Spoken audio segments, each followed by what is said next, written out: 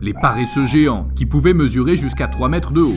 Les dire wolves, sortis de la série américaine Game of Thrones. Un lézard dont la taille était de 9 mètres.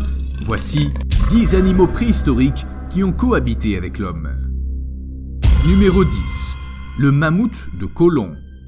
Le mammouth de Colomb, proche cousin du célèbre mammouth laineux, vivait en Amérique du Pléistocène moyen à la fin du Pléistocène.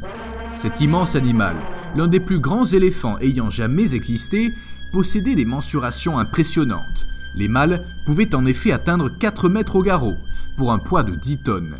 Quant aux défenses de ces géants, elles pouvaient aussi atteindre 4 mètres. Chez certains individus, les défenses étaient si longues et recourbées qu'elles se croisaient. Pendant des milliers d'années, le mammouth cohabite avec l'homme.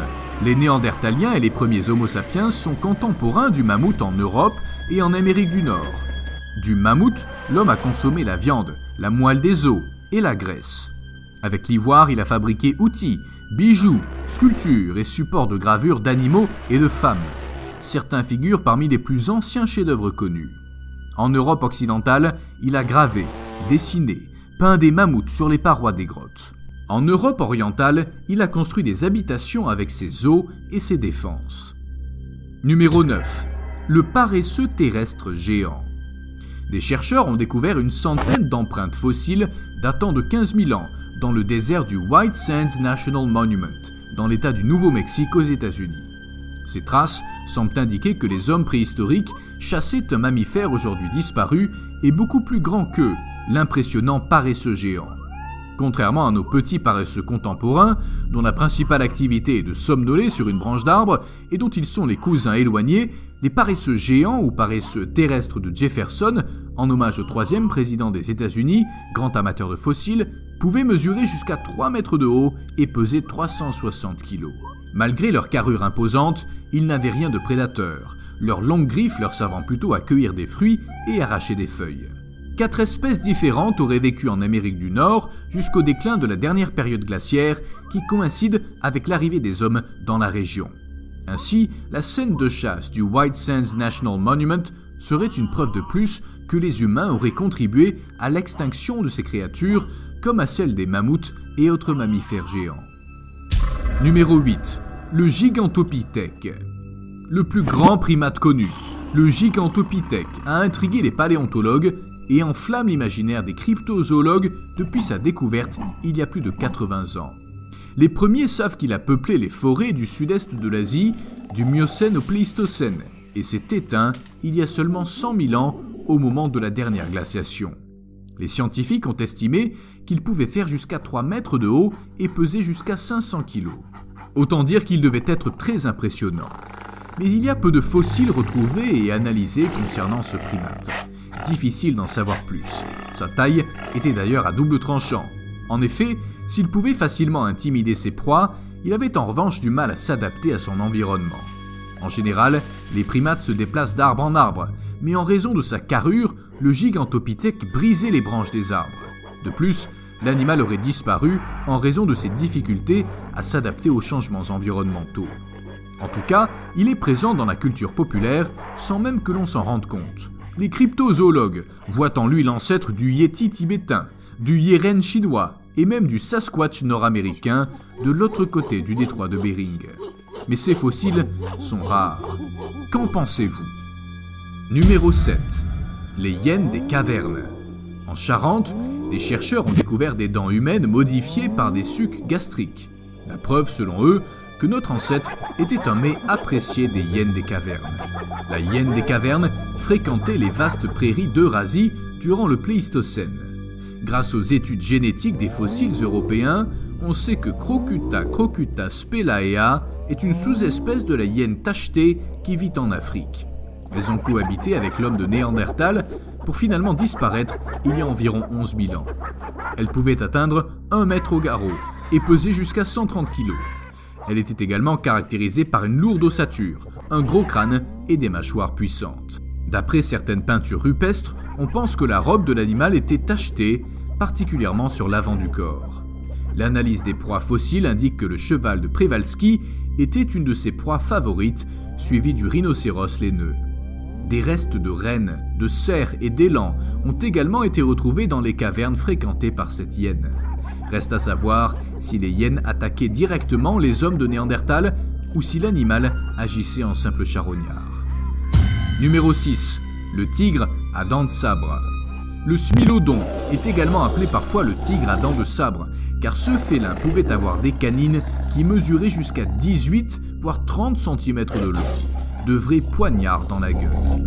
Le smilodon est considéré comme le plus puissant félin qui ait jamais existé. Les scientifiques estiment que ces félins, pouvant peser jusqu'à 350 kg, sont apparus sur les plaines d'Amérique du Sud il y a environ 2 à 2,5 millions d'années. La dernière espèce de smilodon s'est éteinte il y a 10 000 ans à la fin de la dernière période glaciaire, à peu près à la même époque que les mammouths. Dans les dessins animés L'âge de glace, Diego est un smilodon, bien gentil, trop gentil d'ailleurs, cet animal devant avoir un gros appétit et être assez agressif lorsqu'il était à la recherche de nourriture. En outre, on pense que les premiers hommes préhistoriques vivant dans les Amériques pourraient avoir rencontré 2 espèces différentes de tigres à dents de sabre, Smilodon fatalis et Smilodon populator. Numéro 5.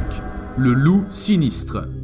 Les premiers ancêtres du loup sont apparus il y a environ 40 millions d'années en Amérique du Nord et ne pesaient pas plus de 3 kg. L'un de ces tout premiers ancêtres est sans doute le loup sinistre, ou dire wolf pour les Anglais, un nom dont s'est inspiré George R.R. Martin pour ses créatures, les dire wolves. Lors du tournage de la série Game of Thrones, des chiens inuits ont été utilisés pour incarner les loups géants. Si de telles créatures n'existent pas aujourd'hui, par le passé, des canidés de taille impressionnante arpentaient certaines régions. Du Canada jusqu'en actuelle Bolivie, les paléontologues ont retrouvé des ossements de ce carnivore du dernier âge glaciaire. Atteignant facilement 1,60 m de long pour 90 kg, le loup sinistre était plus costaud que le loup gris contemporain, 1,50 m pour 80 kg au plus, sans toutefois approcher les dimensions des spécimens de la série. La raison de leur disparition n'est pas certaine, mais le réchauffement du climat aurait pu y contribuer. Numéro 4. Le lion américain, ou Panthera atroce. Les lions étaient parmi les gros prédateurs les plus répandus de l'Amérique du Nord de la période glaciaire, s'étendant des parties non englacées de l'Alaska et du Yukon jusqu'au Mexique. Le lion américain, également connu sous le nom de lion d'Amérique du Nord ou lion des cavernes américaines, est un chat panthérine éteint qui vivait en Amérique du Nord à l'époque du Pléistocène et au début de l'Holocène, environ 340 000 à 11 000 ans avant notre ère. Les fossiles trouvés ont montré que le lion américain et le lion des cavernes eurasiens du Pléistocène supérieur sont des lignées sœurs. Il était environ 25% plus grand que le lion moderne, ce qui en fait l'un des plus grands félidés connus.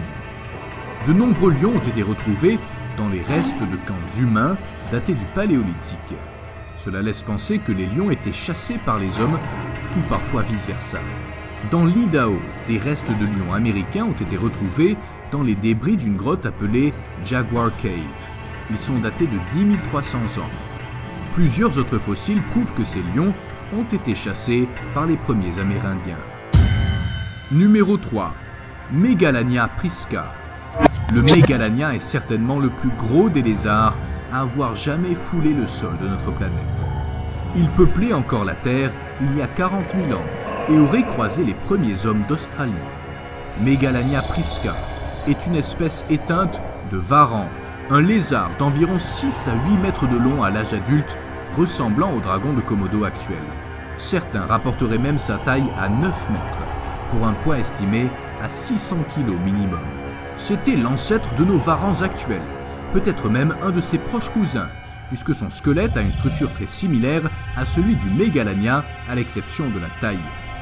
A-t-il disparu? Peut-être que non. Certains dires nous amèneraient à croire que ce reptile gigantesque n'a pas disparu. Certains cryptozoologues pensent que Megalania n'est pas totalement éteint et que quelques spécimens auraient subsisté jusqu'à nos jours au cœur des montagnes sud-australiennes. En Nouvelle-Galles du Sud, plusieurs personnes ont en effet déclaré avoir aperçu des varans de près de 8 mètres, ce qui a conduit les cryptozoologues à penser au Megalania prisca. Numéro 2. L'ours à face courte. L'ours à face courte, Arctodus simus, était un mammifère carnivore qui vivait en Amérique du Nord pendant le Quaternaire. Il appartient au genre éteint Arctodus. L'ours à face courte était le plus gros représentant de la famille des ursidés et le plus gros prédateur terrestre d'Amérique des 20 000 dernières années. Sa hauteur au garrot variait entre 1,50 m et 1,80 m d'après les squelettes découverts, et dressé, il atteignait une taille de 3,40 m. Si la plupart des espèces d'ours sont omnivores, l'ours à face courte semblait avoir un régime alimentaire composé en quasi-totalité de viande. Avec sa masse imposante, il avait la carrure pour tuer des bisons, des wapitis, des bœufs musqués et autres animaux de grande taille. On pense aussi que grâce à sa grande taille, il avait la possibilité de faire fuir les prédateurs afin de leur voler leur butin. Son extinction s'explique probablement par la disparition d'une partie de ses proies avec la fin de la dernière ère glaciaire, le développement d'armes et de techniques de chasse par les premiers Américains, ainsi que la concurrence de l'ours brun venu d'Asie. Numéro 1. Kinkana. Selon les fossiles, Kinkana est un genre éteint de la sous-famille des Mekosuchinés, crocodiliens ayant vécu en Australie d'il y a 24 millions d'années jusqu'à il y a 40 000 ans. Durant le Pléistocène, Kinkana faisait partie des superprédateurs d'Australie, dotés de longues pattes et de dents de type ziphodonte. Les espèces plus anciennes, Q. meboldi et Q. timara, étaient plus petites, environ 3 mètres, que les espèces du même genre qui leur ont succédé. La longueur de l'espèce Kinkana fortirostrum a été estimée à 6 mètres. Ils sont morts il y a environ 50 000 ans, environ 10 000 ans après l'arrivée des humains en Australie. Après la chute du météore, qui a fait disparaître les dinosaures il y a plus de 65 millions d'années, a commencé ce qu'on appelle l'ère glaciaire. Cela signifiait la disparition des êtres les plus géants et monstrueux qui régnaient sur la Terre. Cependant, cette nouvelle ère a fait place à l'apparition de nouveaux êtres et quelques survivants mortels. Voulez-vous les connaître? N'hésitez pas alors à regarder la vidéo suivante.